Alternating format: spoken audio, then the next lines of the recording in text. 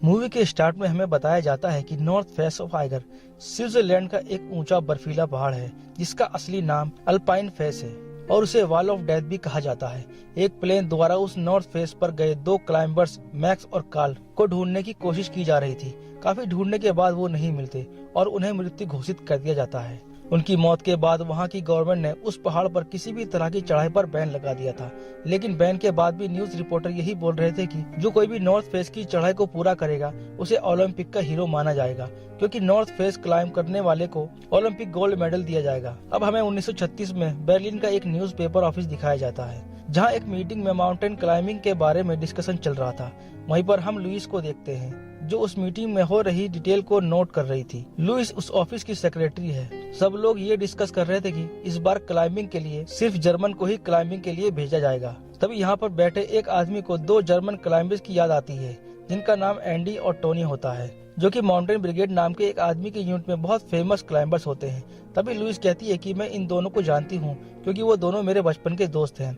ये सुनकर सब उसकी बात को इग्नोर कर देते हैं और उसका मजाक उड़ाते हैं। लेकिन मीटिंग खत्म होने के बाद लुइस का बॉस उससे पूछता है कि अगर एंडी और टोनी इतने ही अच्छे क्लाइंबर्स हैं तो नॉर्थ फेस की क्लाइंबिंग के लिए आगे क्यों नहीं आ रहे। इस पर लुइस कहती है कि मुझे नहीं पता। तो लुइस का बॉस उसे कुछ पैसे देते हुए कहता है कि जाकर इन दोनों से मिलो और इन्हें बताओ कि जर्मन में सब यही चाहते हैं कि वो दोनों नॉर्थ फेस की चढ़ाई करें। इधर हम माउंट ब्रिगेड का ऑफिस देखते हैं जहाँ टोनी और एंडी को कर्फ्यू तोड़ने की वजह से टॉयलेट साफ करने की सजा दी जाती है। यहाँ हमें ये पता चलता है कि बेस्ट क्लाइंबर्स होने के बावजूद भी इन दोनों की किसी को कोई कदर नहीं है। जब वो घर आते हैं तो देखते हैं कि लुइस उनका घर पर पहले से ही इंतजार कर रही है। एंडी लुइस को देखकर बहुत खुश होता है, मगर टोनी अपनी खुशी को अपने अंदर ही दबा लेता है और लुइस से नॉर्मली मिलता है। असल में टोनी लुइस का एक्स बॉयफ्रेंड होता है जिसे छोड़कर लुइस जॉब करने के लिए शहर चली गई थी। फिर शाम को लुइस एंडी और टोनी को बताती है कि बर्लिन में सब इस इंतजार में है कि इस बार नॉर्थ फेस की क्लाइंबिंग में एंडी और टोनी हिस्सा लेंगे। एंडी ये सुनकर खुश हो जाता है, लेकिन टोनी कहता है कि वो पिछली बार की क्लाइंबिंग के दौरान मारे गए क्लाइंबर्स मैक्स और कार्ल को जानता था। वो भी अच्छे क्लाइंबर्स थे, लेकिन वो अपनी क्लाइंबिंग पूरी नहीं कर पाए। इसके अलावा वहाँ आने वाली बहुत सारी मुश्किलें जैसे कि रॉक स्लाइड, स्नो स्टॉर्म जैसी कई मुसीबतें हैं, इसके लिए वो रेडी नहीं है। ये बोलकर टोनी वहाँ से चला जाता है। लुइस वापस अपने बॉस को बताती है कि टोनी ने मना कर दिया है। ये सुनकर बॉस कहता है कि टोनी और एंडी से पहले ही दो ऑस्ट्रेलियन क्लाइंबर्स बिली और एडी ने अपना कैंप नॉर्थ फेस के नीचे लगा लिया है और अब हम दोनों वहाँ जाकर उनका इंटरव्यू लेंगे और अपने न्यूज़पेपर के लिए वहां से क्लाइंबिंग की अपडेट भेजेंगे। वहीं दूसरी तरफ एंडी की जिद देखकर टोनी अपना मन बदल लेता है, लेकिन ऑफिस से छुट्टी न मिलने की वजह से उन दोनों को अपनी नौकरी छोड़नी पड़ती है। इसके बाद वो दोनों माउंटेन क्लाइंबिंग की तैयारी करने लगते हैं और क्लाइंबिंग में काम आने वाला सारा सामान इकट्ठा करने लगते हैं। लेकिन इनके पास ट्रेन के टिकट के लिए पैसे नहीं थे, तो वो दोनों अपनी साइकिल से ही 700 किलोमीटर का सफर तय करके स्विट्जरलैंड पहुंच जाते हैं। एंडी और टोनी देखते हैं कि उनसे पहले ही वहाँ बहुत सारे क्लाइंबर्स नॉर्थ फेस के नीचे कैंप लगाकर बैठे हैं। वो दोनों यहाँ पर ऑस्ट्रियन क्लाइंबर्स बिली और एडी से भी मिलते हैं और रात में चारों साथ में बैठकर खाना खाते हैं। इधर लुइस और उसका बॉस भी उस क्लाइंबिंग को कवर करने के लिए ट्रेन से स्विट्जरलैंड पहुँच जाते हैं और ये लोग एक 5 स्टार होटल में रुकते हैं जहाँ और भी कई सारे जर्नलिस्ट और भी कई सारे क्लाइंबर्स को देखने आए थे। इस मूवी में हमें दिखाया गया है कि कैसे 1936 में माउंटेन क्लाइंबर्स को कोई भी सुविधा नहीं दी जाती थी। क्लाइंबर्स टेंट लगाकर और सूप पीकर अपना गुजारा करते हैं, जबकि बाकी लोग आलीशान होटल में रहकर माउंटेन क्लाइंबिंग के बारे में बड़ी बड़ी बातें किया करते थे। अगले दिन लुइस और उसका बॉस क्लाइंबर्स का इंटरव्यू ले रहे थे, तभी लुइस को एंडी दिख जाता है। लुइस का बॉस एंडी और टोनी को डिनर के लिए होटल में इन्वाइट करता है। रात को सब लोग साथ में डिनर करते हैं और लुइस सबकी सलामती और सुरक्षित आने की दुआ करती है। रात को टोनी लुइस के कमरे में जाता है और उसे अपनी डायरी दे देता है। तभी लुइस कहती है कि तुम तो कभी भी इस डायरी के बिना क्लाइंबिंग के लिए नहीं जाते। इस पर टोनी कहता है कि आज तक मेरी क्लाइंबिंग की सारी डिटेल इस डायरी में है और मैं नहीं चाहता कि ये डायरी कहीं खो जाए, इसलिए तुम इसे संभाल कर रखना। तो लुइस कहती है कि वो उस डायरी को संभाल कर रखेगी और साथ ही वो टोनी के वापस आने का इंतजार भी करेगी ताकि वो उसे ये डायरी वापस कर सके। ये दोनों भारी मन से एक दूसरे से अलविदा कहते हैं। कैंप आकर टोनी एंडी से कहता है कि चलो अब हम रात में ही चढ़ाई शुरू करेंगे क्योंकि अभी मौसम साफ है। ये 18 जुलाई की रात थी, लेकिन दोनों ऑस्ट्रेलियन क्लाइंबर्स बिली और एडी भी उनका पीछा करते हुए क्लाइंबिंग शुरू कर देते हैं। सुबह होने पर सभी लोगों को पता चल जाता है कि 4 क्लाइंबर्स ने चढ़ाई शुरू कर दी है, तो नीचे सभी जर्नलिस्ट और बाकी लोग जमा होकर उन्हें दूरबीन से देखने लगते हैं। वहीं दूसरी तरफ एंडी का पैर फिसलने से कुछ पत्थर से नीचे गिरने लगते हैं। एंडी जोर से चिल्लाकर सबको अलग कर देता है, लेकिन बिली के सर पर एक पत्थर लगने से वो घायल हो जाता है। तभी बिली कहता है कि क्या तुम लोग कोई दूसरा रास्ता नहीं ढूंढ सकते थे, ये रास्ता बहुत मुश्किल है। तो एंडी चिल्लाते हुए कहता है कि तुम हमारा पीछा क्यों कर रहे हो, तुम खुद आसान रास्ता ढूंढ लो। लेकिन फिर भी एडी और बिली उन दोनों का पीछा करते हुए क्लाइंबिंग करते रहते हैं, क्योंकि बिली और एडी जानते थे कि एंडी और टोनी बेस्ट क्लाइंबर्स है। उनके पीछे जाकर नॉर्थ फेस को कंप्लीट करने के चांस ज्यादा हैं। बिली को चोट लगने की वजह से एंडी और टोनी क्लाइंबिंग में उनकी मदद करते हैं। संडे 19 जुलाई की सुबह आराम करने के बाद ये लोग अपनी क्लाइंबिंग फिर से शुरू कर देते हैं, पर बिली की बिगड़ती हालत को देखकर एडी उसे वापस चलने को कहता है। इस पर बिली कहता है कि नीचे हमारे लिए कुछ नहीं रखा है, टॉप पर जाने पर ही हमें रिस्पेक्ट मिलेगी।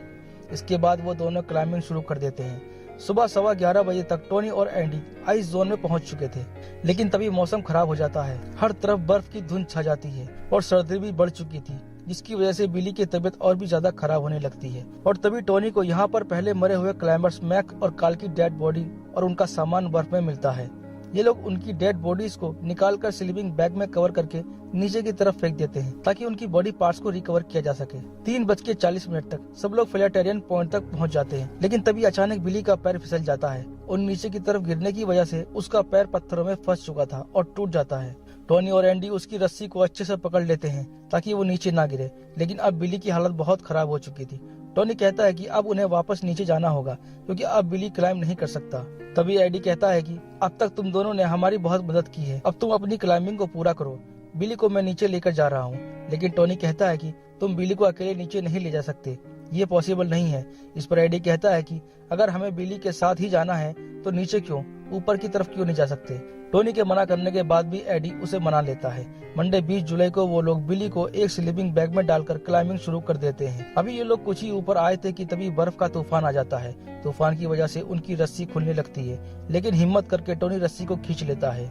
इसी दौरान उसके एक हाथ का ग्लव भी हवा में उड़ जाता है, लेकिन जमी हुई हवा में भी टोनी अपने साथियों को ऊपर खींचने में कामयाब हो जाता है। अब वो चारों एक कोने में बैठ जाते हैं ताकि वो लोग एक दूसरे को जगाकर रख सके, क्योंकि अगर उन्हें नींद आ गई तो वो बर्फ के तूफान में जमकर मर जाएंगे। थर्सडे 21 जुलाई सुबह 5:20 पर नीचे लुइस को याद आता है कि टूरिस्ट को नॉर्थ फेस की ऊंचाई और खूबसूरती देखने के लिए पहाड़ों के बीच में एक ट्रेन ट्रैक है, जिसकी गैलरी बाहर नॉर्थ फेस की तरफ खुलती है। लुइस वहाँ जाकर केयर टेकर से मदद मांगती है, तो केयर टेकर कहता है कि वो लोग गैलरी 38 से लगभग 200 मीटर दूर होंगे, तो वहाँ जाकर चेक करते हैं। लुइस वहाँ जाकर टोनी का नाम जोर जोर से चिल्लाती है, पर टोनी का कोई रिस्पॉन्स नहीं मिलने की वजह से उसे डर लगने लगता है। केयर टेकर कहता है कि तूफान ज्यादा होने की वजह से तुम्हारी आवाज उन तक नहीं पहुँच रही होगी, लेकिन तभी लुइस को टोनी और एंडी की आवाज सुनाई देती है। रात के अंधेरे और खतरनाक तूफान के बीच लुइस की आवाज और टॉर्च की रोशनी उन सब में जीने की उम्मीद जगा रही थी, और वो लोग अपनी जान बचाने के लिए ऊपर जाने के बजाय दूसरी तरफ उस गैलरी की तरफ जाने लगते हैं। तभी एडी कहता है कि उसका एक हाथ पूरी तरह जम गया है। ये सुनकर टोनी उसे समझाता है कि थोड़ी देर में वो लोग एक सुरक्षित जगह पर पहुंच जाएंगे और सब ठीक हो जाएगा। लेकिन मुश्किलें तो अभी शुरू हुई हैं, क्योंकि दूसरी तरफ जाते वक्त वो देखते हैं कि एक पहाड़ से दूसरे पहाड़ पर जाने के लिए उनके पास जरूरत की चीजें नहीं है। तो एंडी खुद को एक रस्सी में बांधकर लटकते हुए दूसरे पहाड़ की तरफ जाने की कोशिश करता है, ताकि वहां जाकर रस्सी बांधकर वो सबके लिए रास्ता बना सके। पर तेज तूफान और लगातार बर्फ गिरने की वजह से वो नाकाम रहता है। लेकिन टोनी भी हार नहीं मानता और वो डिसाइड करता है कि वो लोग थोड़ा ऊपर जाकर फिर नीचे उसी गैलरी में उतरने की कोशिश करेंगे। मगर अंधेरे में तूफान की वजह से ये करना नामुमकिन था। उनके पास इसके अलावा कोई दूसरा रास्ता भी नहीं था। तभी लुइस का बॉस भी वहाँ गैलरी में आ जाता है और लुइस से कहता है कि ये तस्वीर तुम्हारी जिंदगी बदल देगी। इस पर लुइस कहती है कि वो यहाँ तस्वीर लेने नहीं आई है, बल्कि 4 मरते हुए लोगों की मदद करने आई है। वहीं दूसरी तरफ वो चारों नीचे उतरने की कोशिश कर रहे थे कि तभी ऊपर से बहुत सारी बर्फ उनके ऊपर गिरने लगती है, जिससे एंडी बेहोश हो जाता है और एडी का एक पत्थर से सर टकरा जाने की वजह से उसकी मौत हो जाती है। टोनी जोर जोर से चिल्लाकर एंडी को होश में लाता है, मगर तब तक जिस रस्सी में एंडी और बिली बंधे होते हैं वो निकलने वाली ही होती है कि टोनी उस रस्सी को अकेले ही खींचकर बिली और एडी की जान बचाने की कोशिश करता है और एडी से कहता है कि रस्सी छूट रही है, हिम्मत करके ऊपर की तरफ आने की कोशिश करो। लेकिन एंडी की ताकत और हिम्मत दोनों ही जवाब दे चुकी थी। तभी एंडी चाकू निकालता है और रस्सी को काटना शुरू कर देता है। इसी दौरान टोनी उसे ऐसा करने से मना करता है, मगर एंडी ने टोनी की जान बचाने के लिए अपनी रस्सी को काट दिया था और नीचे गिरने से पहले एंडी बस ये कहता है कि तुम सही सलामत घर चले जाना मेरे भाई। जिसके बाद एंडी और बिली नॉर्थ फेस की बर्फीली पहाड़ियों में गिरते हुए गायब हो जाते हैं। लुइस और केयर टेकर देखते हैं कि टोनी और एडी गैलेक्सी से ज्यादा दूर नहीं थे, पर तूफान की वजह से उन दोनों की मदद करना नामुमकिन था। इसलिए वो लोग नीचे होटल में आ जाते हैं और बाकी क्लाइंबर्स को उनकी मदद करने के लिए मना लेते हैं। इसके बाद 3 क्लाइंबर्स गैलरी से बाहर निकलकर टोनी तक पहुंचने की कोशिश करते हैं, पर तेज हवा और ऊपर से पड़ती बर्फ की वजह से वो लोग चाह कर भी कुछ नहीं कर पा रहे थे। वो लुइस से कहते हैं कि किसी भी तरह ये रात निकल जाए तो हम कल सुबह जाकर टोनी को बचाने की कोशिश कर सकते हैं। लेकिन लुइस जानती थी कि अगर टोनी रात भर बाहर रहा तो वो सुबह तक नहीं बच पाएगा। लुइस उस बर्फीले तूफान में टॉर्च लेकर गैलरी से बाहर आ जाती है और एक कोने में बैठकर टोनी को आवाज देती है ताकि टोनी को यह एहसास होता रहे कि वो अकेला नहीं है। अब बुधवार 22 जुलाई की सुबह तूफान रुक जाता है। जब तीनों क्लाइंबर्स मदद करने के लिए वापस आते हैं तो लुइस बाहर ठंड में बैठी उनका इंतजार कर रही थी। इसके बाद क्लाइंबर्स टोनी को आवाज लगाकर बोलते हैं कि हम इस जगह से ऊपर नहीं आ पा रहे हैं, तुम अपनी रस्सी को खोलकर नीचे गैलरी की तरफ गिराओ, फिर हम तुम्हें नीचे खींच लेंगे। टोनी का चेहरा और उसके हाथ पैर ठंड की वजह से जम चुके थे। फिर वो बहुत मुश्किल से अपने दांतों से उस रस्सी को खोलकर नीचे गिरा देता है। इसके बाद नीचे खड़ा एक क्लाइंबर्स कहता है कि ये रस्सी ऊपर जाने के लिए मजबूत नहीं है। तभी सब लोग ऊपर देखते हैं कि टोनी उस रस्सी से लटक कर धीरे धीरे नीचे की तरफ आ रहा है, लेकिन गैलरी से कुछ ही ऊपर रस्सी खत्म हो जाती है, जिसकी वजह से टोनी ऊपर ही लटकता रह जाता है। तभी लुइस पहाड़ पर थोड़ा ऊपर जाकर देखती है कि टोनी बेहोश हो चुका है। तभी लुइस टोनी को आवाज देती है और कहती है कि टोनी प्लीज उठ जाओ, थोड़ी कोशिश करो, मैं तुम्हारे लिए यहाँ खड़ी हूँ, फिर हम दोनों हमेशा साथ रहेंगे। इसके बाद टोनी बड़ी मुश्किल से अपना सर उठाता है और लुइस को देखता है। लुइस को देखकर वो अपनी आखिरी सांस लेता है। इसके बाद मूवी के एंड में हमें बताया जाता है कि लुइस न्यूज रिपोर्टर की जॉब छोड़कर अपने लिए फोटोग्राफी में नई दुनिया ढूंढ लेती है। कई साल बीत जाने के बाद भी लुइस टोनी और एंडी को हमेशा याद करती है। दोस्तों, नॉर्थ फेस ऑफ आइगर को खतरनाक पहाड़ में जाना जाता है क्योंकि सन 1936 तक लगभग 64 क्लाइंबर्स उसको क्लाइंब करने की कोशिश में अपनी जान गंवा चुके थे। फाइनली 1938 में ऑस्ट्रियन और जर्मन क्लाइंबर्स ने इस क्लाइंब को पूरा किया था और नॉर्थ फेस ऑफ आइगर पर अपनी जीत हासिल की थी और यहीं पर ये मूवी खत्म हो जाती है। दोस्तों, अगर आपको ये मूवी एक्सप्लेनेशन पसंद आया है तो वीडियो को लाइक करना और चैनल को जरूर सब्सक्राइब करना।